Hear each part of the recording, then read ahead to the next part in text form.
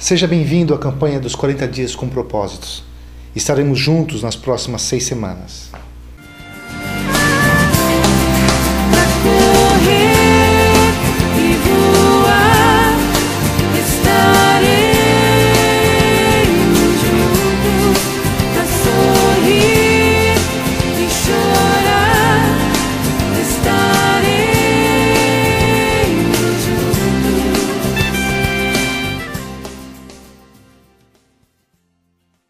O tema dessa primeira semana é: o que eu estou fazendo neste mundo, afinal de contas?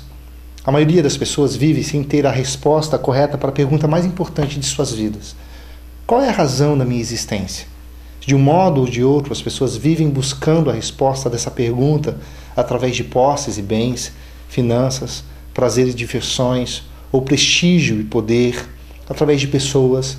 Mas todas essas coisas não podem trazer razão para as nossas vidas simplesmente porque todos esses itens podem ser facilmente retirados de nós.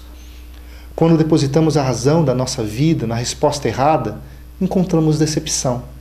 É como subir em uma imensa escada e no final dela descobrir que ela estava apoiada no muro errado. A Bíblia diz em Provérbios 16:25: há caminho que parece reto ao homem, mas no final conduz à morte. Você já tentou apertar um parafuso usando uma faca de mesa? O que aconteceu? O parafuso não ficou bem fixado e a ponta da faca ficou torta, não é? Por quê? Porque a faca não foi feita para apertar parafuso e sim a chave de fenda. Isso também ocorre com a nossa vida. Quando a usamos para atender um propósito para o qual ela não foi criada, prejudicamos a nós mesmos e não vivemos o ideal daquilo que Deus planejou para nós. Qual é a razão da minha existência? Todos nós passamos anos fazendo essa pergunta e todas as respostas dadas não nos satisfaziam por muito tempo. Eis a resposta verdadeira. Deus nos criou para adorá-lo. Efésios 1:12 diz: a fim de que nós, os que primeiro esperamos em Cristo, sejamos para o louvor da sua glória. E em Isaías 43:7, Deus fala algo fascinante. Todo o que é chamado pelo meu nome, a quem criei para a minha glória, a quem formei e fiz. Isso significa que quando Deus nos formou, Deus nos fez para adorá-lo. Entretanto, preste atenção. Adorar a Deus é um ato de intimidade para com Ele. Por esse motivo, para que pudéssemos adorá-lo, Deus nos deu uma sublime característica descrita em Gênesis 1:27. Deus criou o homem à sua imagem e semelhança, a imagem de Deus o criou, homem e mulher os criou. Sua imagem e semelhança não significa que Deus nos fez como deuses, somente Ele é Deus, mas Ele nos planejou para sermos homens e mulheres puros, santos, como Ele mesmo é.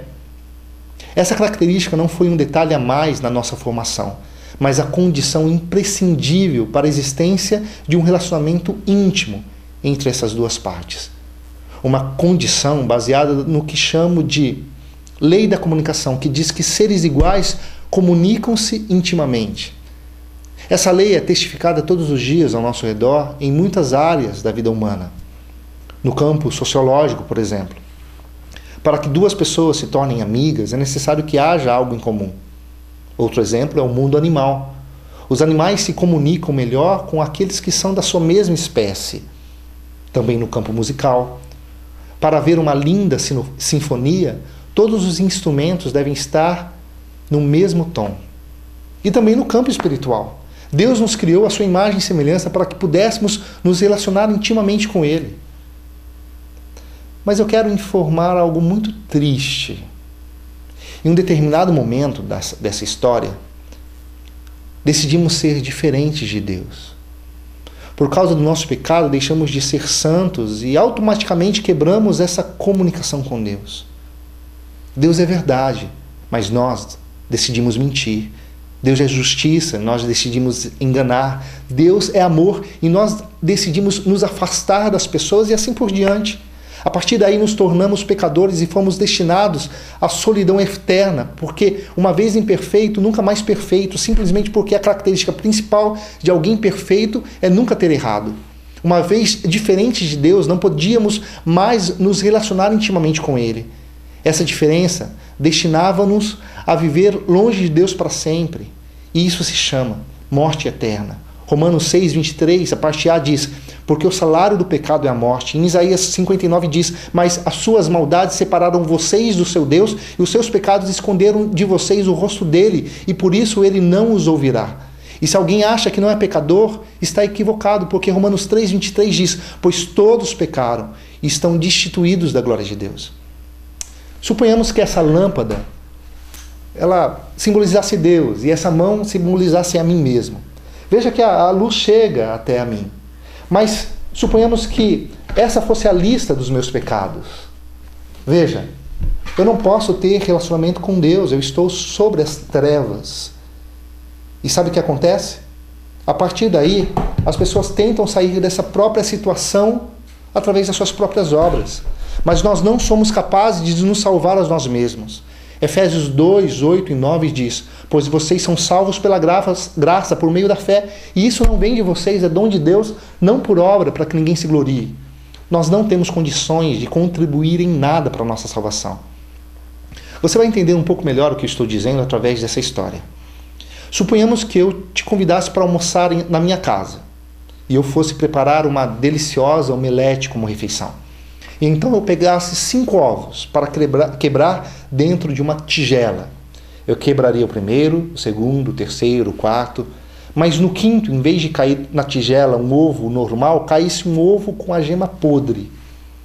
Daí então eu pensasse, bom, isso não faz diferença, porque afinal de contas, dentro da tigela existem outros 4 ovos bons, e então eu batesse todos aqueles ovos misturando-os todos. Eu pergunto, essa omelete ficaria boa? Não. E se eu colocasse um pouco de cebolinha, salsinha, pimenta, orégano, temperos, melhoraria? Não. Por quê? Porque um ovo podre foi suficiente para estragar 4 ovos bons. Assim também a nossa vida. Um único pecado foi suficiente para nos colocar na condição de pecadores. E por mais que tentemos melhorar essa condição, fazendo boas obras, ajudando pessoas, isso não vai nos tirar dessa situação. Então não temos escapatória. Nossa história seria eternamente triste se parasse por aí. Deus, na sua infinita bondade, deu seu próprio Filho para morrer no nosso lugar. O versículo mais conhecido do mundo é João 3,16, pois explica isso muito bem. Porque Deus amou o mundo de tal maneira que deu seu único Filho para que todo aquele que nele crer não pereça, mas tenha vida eterna. Eu vou ilustrar contando outra história. Suponhamos que por algum motivo eu me envolvesse com drogas de forma que gastasse tudo que eu tivesse e não tendo mais como pagar pelo meu vício, eu adquirisse com os traficantes uma dívida tão alta a ponto de não poder pagar. Por causa disso, como é natural vermos por aí, os traficantes quisessem então me matar por falta de pagamento. Mas antes disso acontecer, Jesus aparecesse e dissesse: não matem, mas sim matem a mim, eu morro no lugar dele, e então a dívida fica quitada. Foi isso que aconteceu na cruz. Olha só o que Efésios 1,7 diz. Nele temos a redenção por meio do seu sangue, o perdão dos pecados, de acordo com as riquezas da graça de Deus. Redenção. Redenção significa pagamento do resgate. O próprio Deus resolveu nos salvar, dando o seu próprio Filho, Jesus, para trocar de posição conosco. Jesus fez isso morrendo na cruz em nosso lugar. Assim ele assumiu nossa morte para que pudéssemos assumir sua posição de inculpável. Isaías 53:6 diz: todos nós, tal qual ovelhas, nos desviamos, cada um de nós se voltou para o seu próprio caminho, e o Senhor fez cair sobre ele, Jesus, a iniquidade de todos nós. Por isso que dizemos que a salvação é uma graça de Deus. A graça é descrita como um favor imerecido, ou seja, um presente em troca de nada. Eu vou contar outra história. Vamos supor que você fosse um dos homens mais ricos do mundo e, viajando pela China, se preocupasse em comprar um presente para mim. Uma caneta muito cara, toda de ouro, com detalhes em diamantes e outras pedras preciosas. Uma relíquia que pertencia a algum imperador chinês. A caneta era tão cara que você precisou gastar tudo o que você possuía para comprá-la. Mas como você sabia que era algo que eu ia gostar muito, você fez isso com amor. Mas imagine que na hora que você fosse me dar esse presente, eu te respondesse: pô, amigo, eu fiquei muito feliz pelo seu presente. Na verdade, é o melhor presente que eu já ganhei. Mas, infelizmente, eu não vou aceitar de graça. Eu quero te ajudar a pagar. Pegue aqui R$1 para você. como você se sentiria? Certamente triste ou frustrado, porque, em primeiro lugar, presente não se paga. Ninguém chega a uma festa de aniversário com a nota fiscal para o aniversariante ressarcir. Segundo, o presente custou muito mais do que R$1. Assim também a nossa salvação vinda de Deus. É como um presente que nós não temos condições de pagar, mas simplesmente receber. Se então eu não posso e nem preciso pagar, como que eu recebo a graça de Deus? Crendo em Jesus como seu único e suficiente Senhor e Salvador. Jesus morreu por você e depois de 3 dias morto, ressuscitou porque foi mais forte que a morte. E Ele está vivo agora. A Bíblia diz que quem crer em Jesus como seu único Salvador será salvo. Lá em João 3,36 diz, quem crê no Filho tem, no presente, a vida eterna. Jesus Cristo disse, eu sou o caminho, a verdade e a vida. Ninguém vem ao Pai senão por mim. João 14,6. Você até pode responder, mas eu creio em Jesus, eu tenho fé em Jesus. Veja bem, crer em Jesus é muito mais do que acreditar que Ele existe, ou que Ele é Deus. Isso até os demônios sabem. Tiago 2,19 diz, você crê que existe um só Deus? Muito bem, até os demônios creem e tremem. Na Bíblia, crer significa muito mais do que acreditar. A Bíblia ensina que crer significa fazer compromisso. Conta-se a história de um certo equilibrista que resolveu atravessar as cataratas do Niágara sobre uma corda. Sendo assistido por uma multidão de curiosos, ele se equilibrou segurando uma vara e atravessou de margem a margem sobre o risco de cair no precipício. Todos então aplaudiram. O equilibrista surpreendeu a todos atravessando novamente, mas sem segurar a vara. Depois atravessou com uma frigideira e um fogareiro fritando o ovo enquanto atravessava. Depois atravessou empurrando um carrinho de mão. E finalmente, no ápice do espetáculo, perguntou para a plateia que o assistia se eles criam que ele poderia atravessar novamente empurrando o carrinho de mão, mas agora com alguém dentro. Todos então responderam que sim. Todos criam que ele era capaz de atravessar empurrando um carrinho de mão com alguém dentro do carrinho de mão. Foi aí que ele chamou algum voluntário. Você acha que alguém da multidão se dispôs a ir? Não, ninguém. É assim que a fé não vale só crer. A verdadeira fé é aquela que a gente se entrega. Crer em Jesus significa fazer um compromisso de confiar no sacrifício de Cristo como a única resposta para a salvação. Porque o salário do pecado é a morte, mas o dom gratuito de Deus é a vida eterna, através de Jesus Cristo, nosso Senhor. Romanos 6,23. Em outro versículo também diz, em nenhum outro nome há salvação, porque debaixo do céu nenhum outro nome há dado entre os homens que devamos ser salvos. Atos 4,12. Porque pela graça sois salvos por meio da fé. E isso não vem de vós, mas é dom de Deus. Não vem de obras para que ninguém se glorie. Efésios 2:8 e 9. Está vendo?